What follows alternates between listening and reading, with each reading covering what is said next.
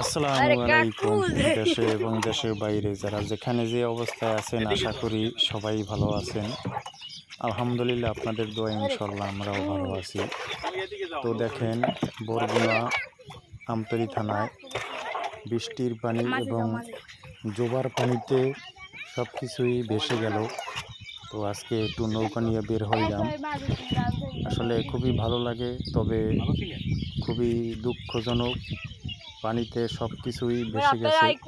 এই যে দেখতেই পাচ্ছেন কোনো জায়গা ফাঁক নাই, সব জায়গায় পানিতে ভেসে গেছে। খুবই সমুদ্রে পৌঁছে যাব। আর বিশেষ করে যারা কৃষিকাজ করেন তাদের খুবই অনেক ক্ষতি, দুঃখজনক। এই যে আমাগো সবাই নদী হয়ে গেছে, নদী অত্যন্ত কষ্ট লাগে যে যারা কৃষিকাজ করে, অনেকে ধানের বীজ করছে, বীজ পানিতে তলাই গেছে। তো আসলে কৃষক ভাইদের খুবই ক্ষতি হয়েছে। সামনের দিকে কি হয় তা জানি না।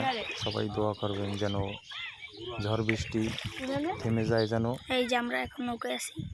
সবাই ভালো থাকেন, ভিডিওটা দেখেন আপনারা।